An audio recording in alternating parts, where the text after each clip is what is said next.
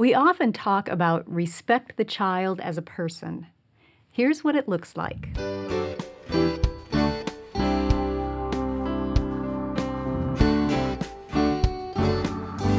Welcome to the Simply Charlotte Mason podcast. I'm Sonia Schaefer. We are on a tour of the core values of Charlotte Mason. These are the foundational principles that inform the way we view our children and why we teach them as we do. Last time we talked about the values of obedience and authority.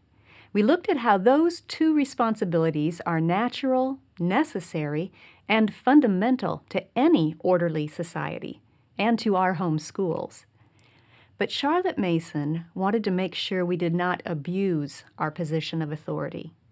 So she ended that core value mid-sentence and put the little word "but" at the end of it to indicate that a caution was coming.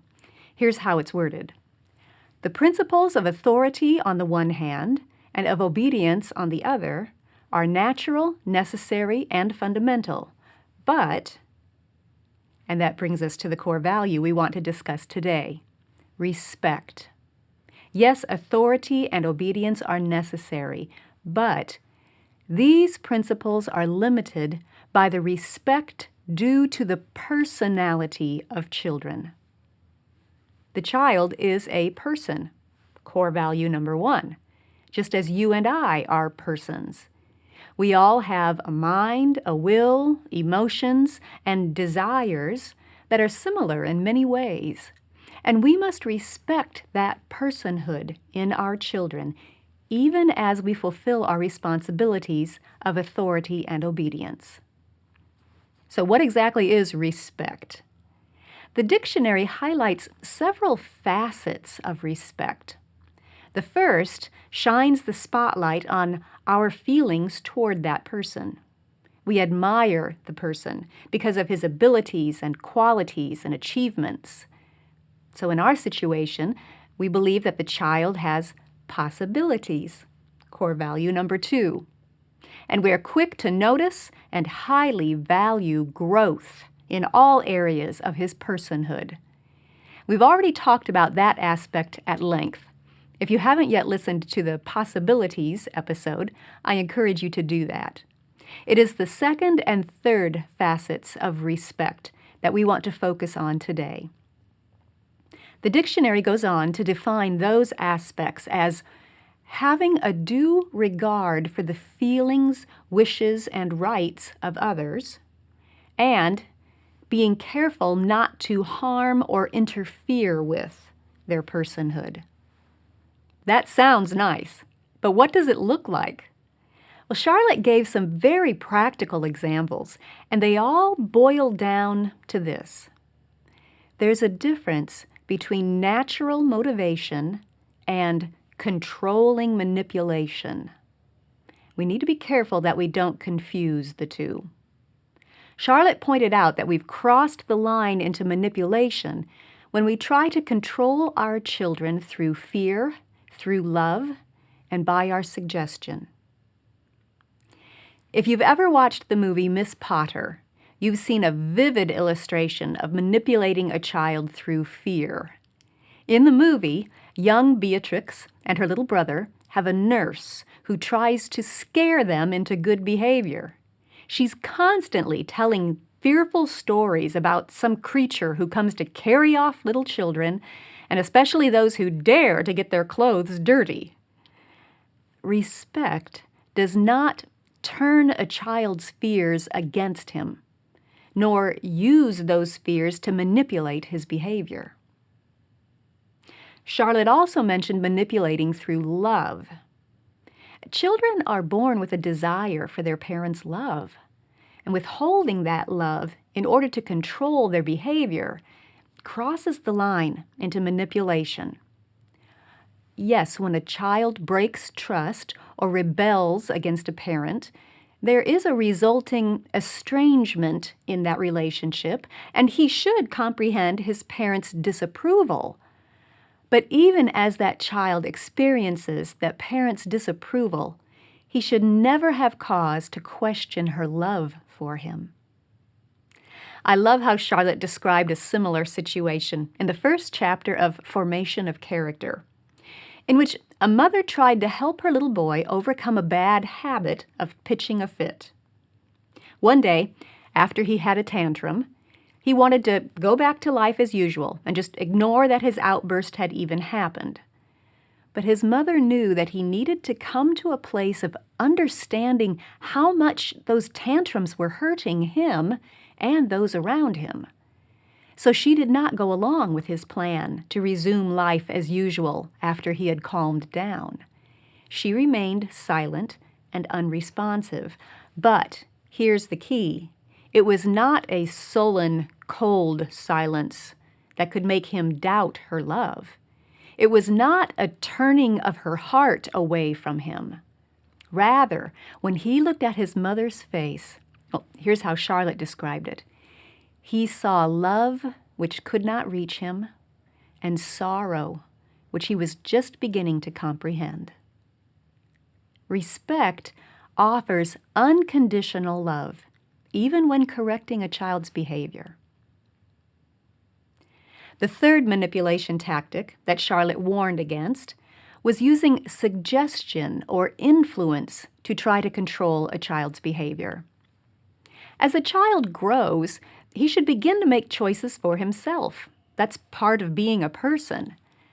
I think what Charlotte was warning against here was a parent's tendency to want to control a child by repeatedly voicing her own opinion on any choice the child is facing. If the child has grown to the point where you've allowed him to choose what he'll wear to church, for example, be careful of revoking that privilege at the last minute by suggesting that he go change into the blue shirt instead. Now, of course, we can and should guide and help our children learn what is appropriate as they're growing, but we need to be aware of any tendency to try to keep some of the control in our own hands when we say we are passing it off to the child. Respect allows the child to make decisions and experience the consequences, as long as they don't injure him, without our interference. Then Charlotte added one more example to the list. She said, "These principles of authority and obedience are limited by the respect due to the personality of children, which must not be encroached upon, whether by the direct use of fear or love, suggestion or influence, or by undue play upon any one natural desire." Philosophy of Education, Introductory, page 29. Our children are naturally motivated by basic desires. We all are. Charlotte said every man has an innate desire for companionship. Every man wants to know, however little worthy the objects of his curiosity.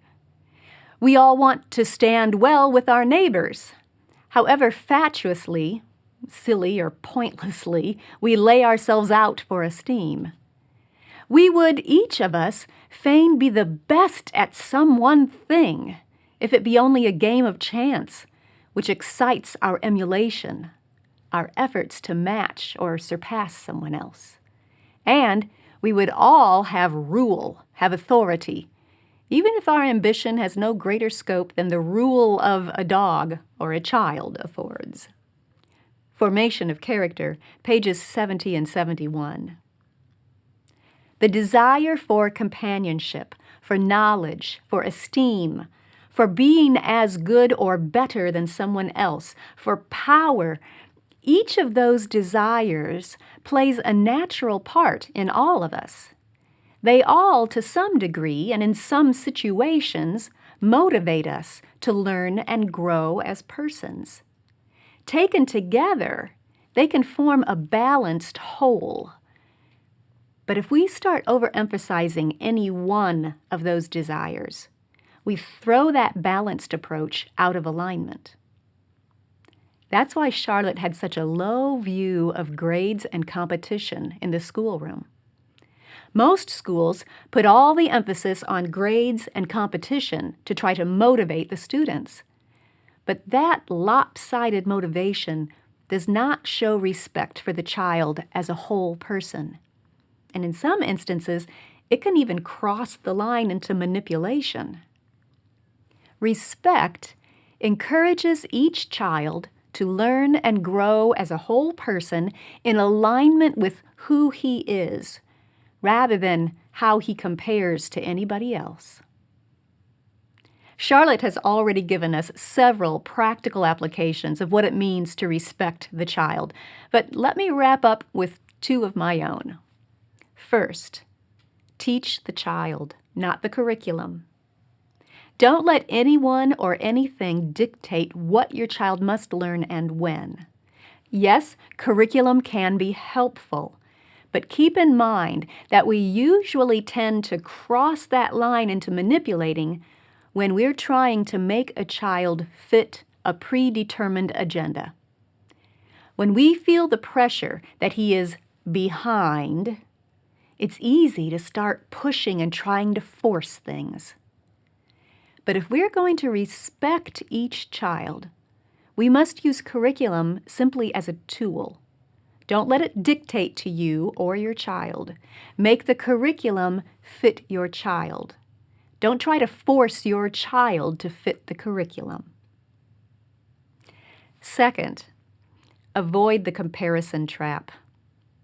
When you fix your eyes on what others are doing and how they seem to be excelling, it's easy to lose sight of the respect that is due your unique child as a person. In homeschooling circles, the comparison trap usually centers around how fast and how far. How fast is the child progressing, and how far has he grown in proficiency or ability? And if your child isn't growing as fast or as far as someone else's child, it's easy to lose heart or to panic and push. But how fast and how far have nothing to do with who your child is becoming as a person. Character does not depend on speed. Knowledge does not depend on rank. So rather than focus on the trap of how fast and how far, let me encourage you to focus on who. Who is my child? And what are the possibilities within him? Stop looking around. Give your child the respect of your full attention and steadfast love. Respect. It's a core value of Charlotte Mason. If you've enjoyed this podcast, I encourage you to subscribe, and I'll see you next time.